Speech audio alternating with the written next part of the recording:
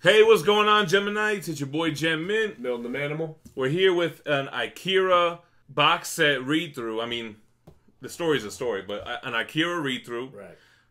We'll show you guys what the stuff looks like in the box set and give a little review. So y'all stay tuned.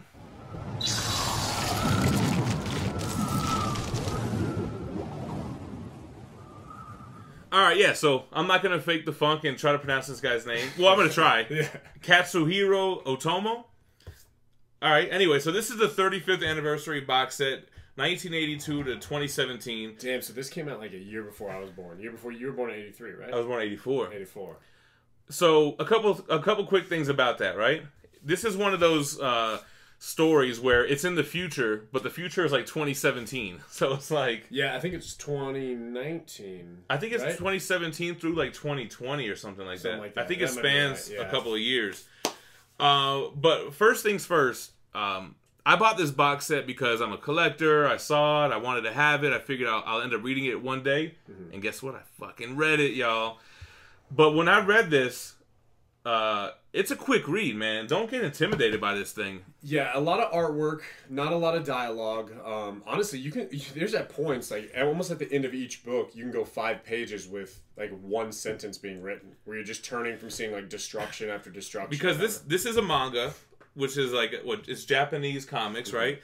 And think about any anime you've ever seen, right? Where it's like 3 episodes of charging up. So it's kind of like that. But when I read this, the first thing that I was thinking is that it didn't feel like it was a 30-year-old story to me. No, it felt pretty to date. Like right? it didn't feel old. It didn't feel dated. It did feel like you could have just written it yesterday. It seemed very... It ages well. It does age well. I really was a fan of the art. Like, I don't want to give any spoilers. I think this will be spoiler-free. Maybe we'll talk at the end. We'll give you guys warning. Spoiler-free on a 35-year-old story? Well, I mean, a lot of viewers might want to end up reading this that haven't read it. It's the first time we read it. Yeah, safe bet.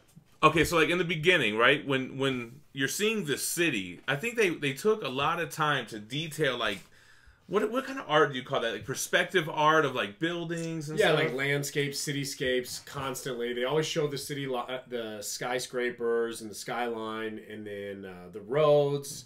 And yeah, the views were really good. The artwork is good. It's all black and white. Except for the first couple pages. Was there a reason why those were colored? I don't know.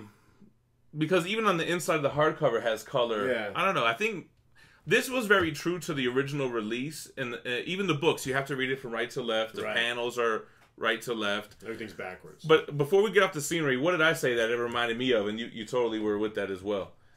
The game. Final Fantasy. Oh, yeah. This feels like playing Final Fantasy VII. Like, you see yourself real small in this huge landscape, and they're, like, walking down this little thing, but they have all this scenery. So I thought that was really cool. Damn, I actually took notes for this, but they're on my phone. But anyway, the main character, the guy that you see on the bike right here, Kaneda. Kaneda? Yeah, Kaneda? I don't know how you...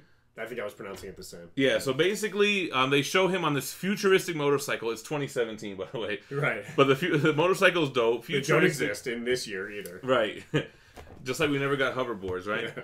But they're part of this bike gang. They're in this school. They're kind of like the bad boys in school. Well, it's a reform school. They're actually like delinquents. Right, okay, that's so what it they've been was. sent to like a delinquent school, and they're total pieces of shit. But they don't give a shit about it. They do drugs, they party, they have a motorcycle gang where they're basically a legit gang. And I'm reading this, like, this is 30-something years old. Yeah. But it was like a modern story. So then you have a couple people in the bike crew who are notable, right? You have... Yamagata. Right. Tetsuya. Yamagata. Tetsuya. I always was reading it as Tetsuya. Well, I guess that's tomato, right? Yeah. Tetsuya. And then you have the other guy who kind of doesn't really... I don't think they name him until book 4. Mm-hmm. And this is very confusing. I always hate it when you have characters, and maybe this is totally different in Japan. The one of the main characters is a female named Kai. Yeah. And then this guy's name's Kei. Yeah, K-E-I and K-A-I. Yeah. I'm like, yo, I don't even know how to pronounce either one of these. So Key comes along. She becomes a major player later on. Kai was never really not until book 4, really. Let's pull some of these things out. Anyway, so book 1. Basically, the premise of the book, first of all, right to left, right, is that it's been 30 years since a new type of atomic bomb was dropped on Tokyo, right? Did they say it's something went off? Yeah, something worse than disaster. Something worse. Well, they said a bomb. A new type of bomb went off that destroyed Tokyo and caused World War III. Then you flash forward 30 years later to the present, and you're in this new Tokyo. Or is it Neo Tokyo? Neo Tokyo. And you have this biker gang, this kind of futuristic type of vibe. Yeah, the city's trying to rebuild. They're talking about building a new Olympic stadium, having the Olympics come there. So it's very much like a rebuilding of society for a lot of reasons. Now, the book's called Akira, but I don't think you even see Akira until book 3.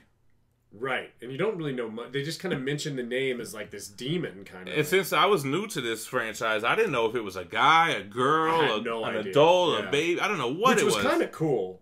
Not knowing anything. I didn't know anything, which is good. At all, right? Yeah. And so basically, you know, that's the premise, right? And when we start off, you have our biker gang squad riding through the streets. They're going fast, they're racing, whatever. And all of a sudden, Tetsuo sees this little kid in the middle of the road, right? So he brakes and crashes. And the little kid, he looks like a kid, but he also looks like he's very old as well. Right. It reminded me of one of those memes. I'm somewhere between 4 and 40, and they show the picture, and it's like, damn, it really could be. Yeah. So anyway, and then the kid just disappears. Like ghosts, yeah. He goes ghost on him, and I don't think anyone else even saw it at the time. No. But that's kind of like the first opening scene, and I'm already like, damn, who's that kid? Why did he disappear? Kickstarts everything. Right. Yeah. I was into it, man. So real quick, yeah, Tetsuo is the name of the first book, and it shows you that probably says Akira. Yeah. I want to. Oh yeah. So this shows you. How much of the story do we want to talk about? Yeah, exactly. So that's the premise. Yeah. Well, you didn't really tell. So the premise is they're trying to rebuild. So I'm gonna say spoiler free. Yeah. I'm gonna try to the best. Let's try. So you have these kids. They're baby kids. We'll call, or like baby old people that have these powers. The government has used them. They give number designations to them. Right. And 27 and all that. Yeah, and they have powers, kind of like telekinesis. They don't really ever tell you what exactly they can do, but they have powers. And they don't really tell you anything, but you assume it's from the fallout from this World War III. Maybe it's radiation or something. You kind of find out in the last book. Right, okay. Or book 5, I think. And so long story short, you find out that this character of Akira is, and this isn't much of a spoiler, but is kind of the cause of everything. Right. And what they're trying to prevent is from Akira from blowing the world up again. And that's kind of the main core of the story. Right. And then everyone circles around their own motives and whatnot. Yeah, so they got Akira in lockdown, and it looks very Final Fantasy VII Sephiroth. Oh, totally Sephiroth, right? Yeah. And what happens is our main character, you don't really know if it's Kaneda, is it Tetsuo, and then you kind of find out that Tetsuo becomes the main protagonist, and he starts getting powers as well. And I don't know if it's from the interaction with the kid in the beginning. No, I know what it is. Do you want me to tell it? It could be a spoiler. What is it? It'll be kind of spoilery. I don't want to go into it. Okay. Anyway, he starts getting powers. He starts becoming like a badass.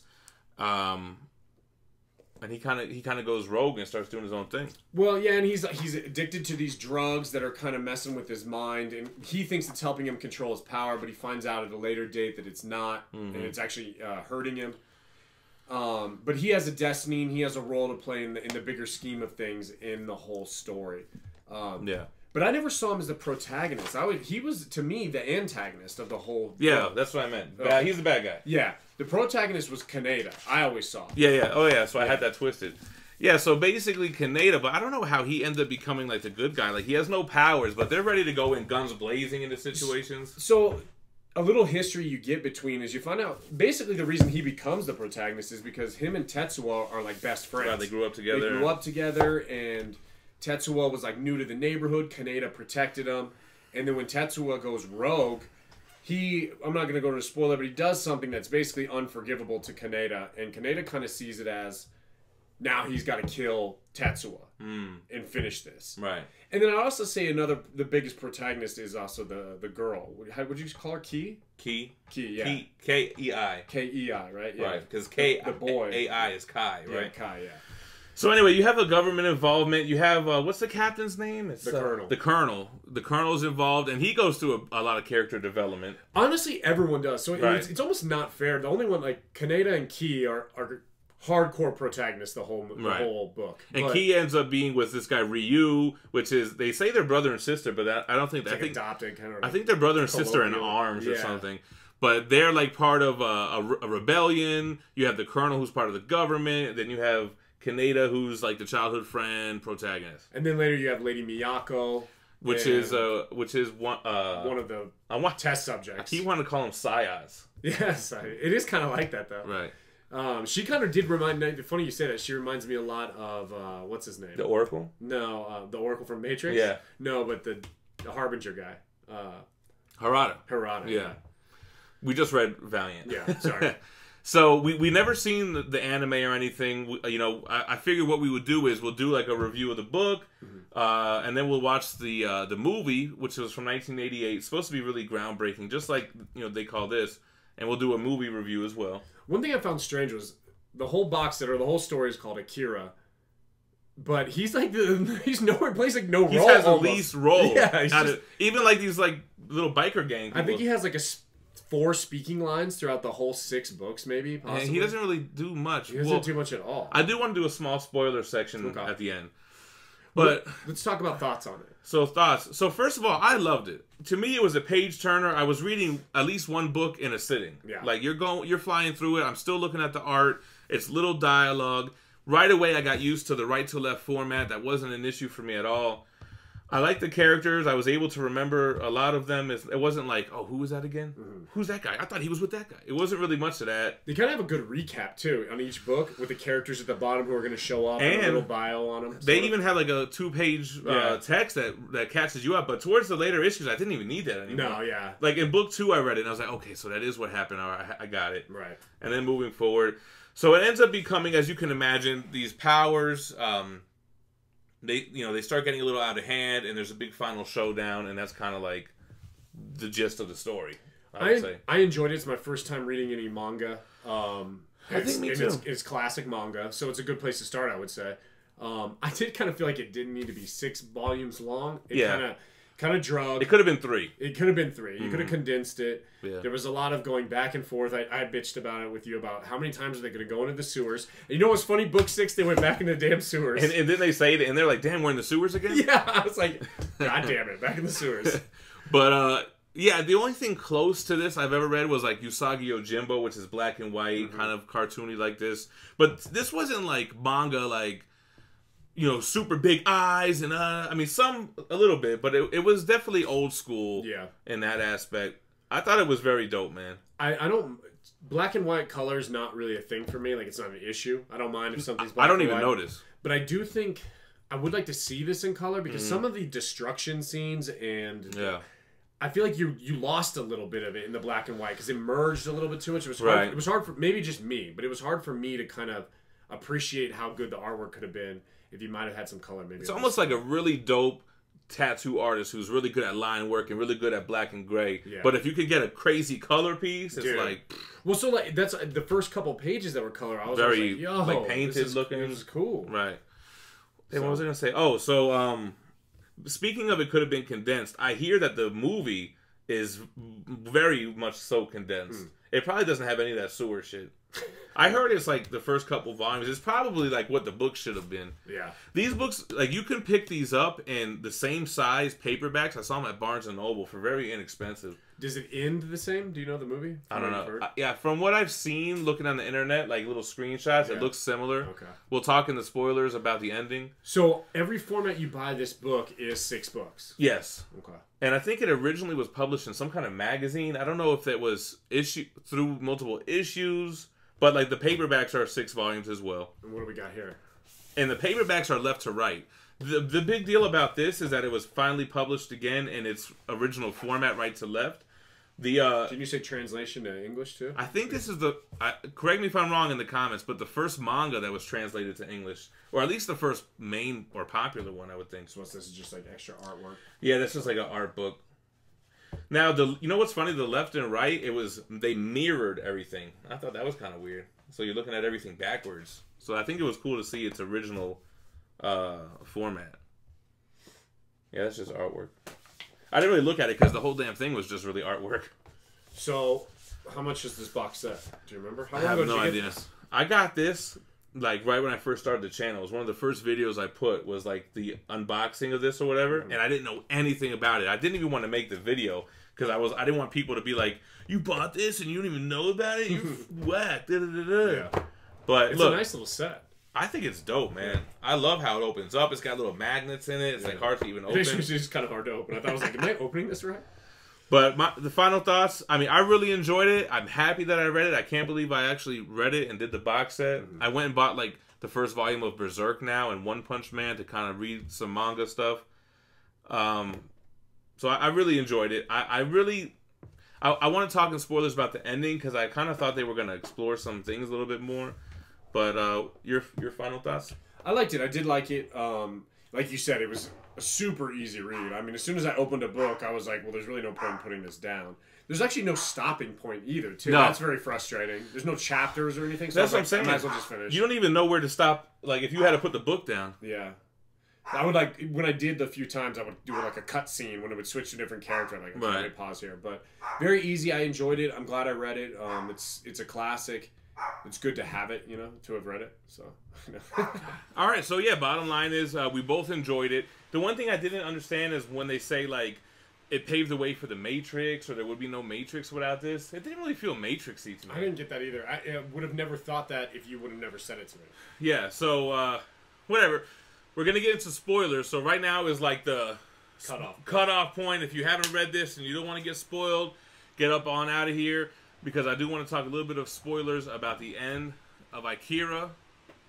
And, yeah. Ready? Go. Go.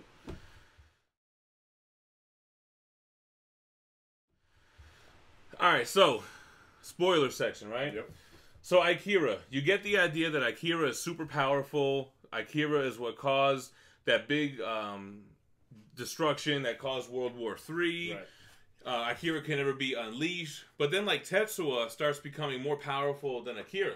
Yeah, so you were asking about Tetsuo. So how did he get the power, right? You find out that he was actually created. Remember, he's having those memories of his childhood, and he was actually created to be the counterpoint to Akira. So his whole role was to... Because remember how it ended where they fed off of each other? They kind of balanced each other? That's how he was created, and that's why the... Miyako and all them, at least that's what I got, were trying to get him to increase his powers so he could match with Akira. Stop using the drugs. Bleed each other off, yeah. Yeah, so then Tetsuo starts getting like all deformed, like Nemesis Resident Evil, right? That I didn't really understand. Yeah. His body just kept like, and then it would go back to his arm, and then it would come. It was like when his powers like spiked. Yeah, and then as he would come back down, he would go back to normal. They didn't explain a lot of the powers or a lot of the stuff, really. His power was kind of like he transcended his body almost. Like he was made up of energy, because then he even merged with like the machines later on. He could teleport. And all that stuff. So I think he became more energy and less like physical. There was also one point where they described the bomb, or whatever you want to call what Akira did, as the Big Bang. Yes, so they said that like all the energy, it was basically like creating a new Big Bang. It was coming in, being very, very dense, and that it would cause an explosion. And then later, when Akira and him were fighting, it looked like Akira was trying to do it again, and I thought that's where they were going to go. Yeah. You remember he was like this, and it was kind of like this dense ball of energy? I thought he was going to create a Big Bang, create a whole new universe that would destroy the one that we were in. I was like, yo, that was dope. But that's how it happened. They kind of just... That's when we learned that they could feed off each other's energy, I think. Yeah, that Tetsuo was like the counterbalance to Akira's power, and then they nullified each other somehow. I totally missed that he was created. Yeah, he only kind of got it in his flashbacks. I mean, maybe I'm wrong. I don't know. But that's who I got, because he mentioned seeing himself as a baby in a lab and being handed to parents. And there were scientists around, and they talked about him. They are scientists. They are scientists. Well, I mean, I got the fact that he can see, like, all time at once, like a Dr. Manhattan from Watchmen kind of thing. So, yeah, I mean, I guess... Yeah, was he a test tube baby, or what was that? There was something about that. Well, they also gave him a number designation, too, as number 41. Yeah, and I guess they did that with all the... created kids. Whatever you want to call them. Anyway, did you have any other... Oh, so the other spoiler is, like, another bomb, like... does go off. And it's cool to me to see how the art goes from the beginning with these clean, very symmetrical environmental scenes to later on all destruction.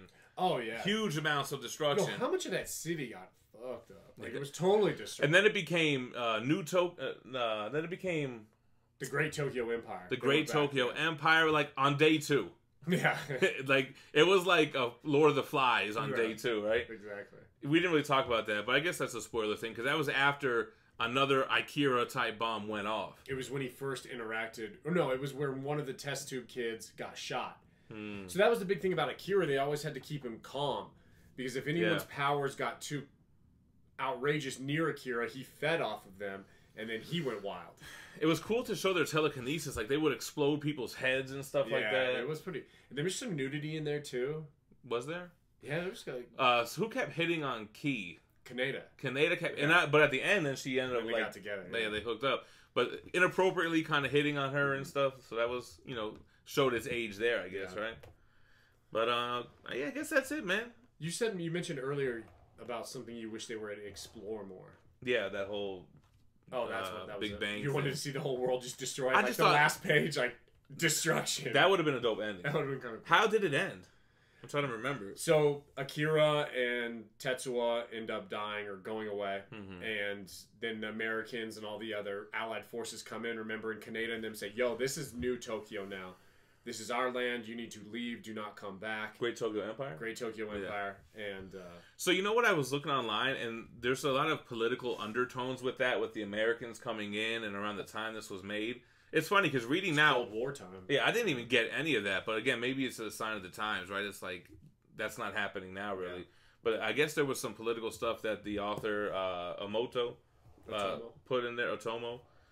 But it didn't really hurt the story. But it kind of reminds me of this day and age. Like, we don't want forced politics in our comics, but like it's always been like that, right? I mean, 30 years ago they were doing it in manga. So anyway, what we're gonna do is we're gonna go watch the movie. I don't know, whatever. But we're gonna release these back to back. We're gonna release the book review, and then the next day we're gonna release the movie review of Akira 1988. So. You got anything you want to add? No, dope. If you're like me, you never read manga, this is a great place to start. It's an easy read. It's not daunting. I mean, it's definitely an easy read. And it's not over the top. I'm not a big manga kind of person. I'm not a Dragon Ball Z guy. I'm not really like...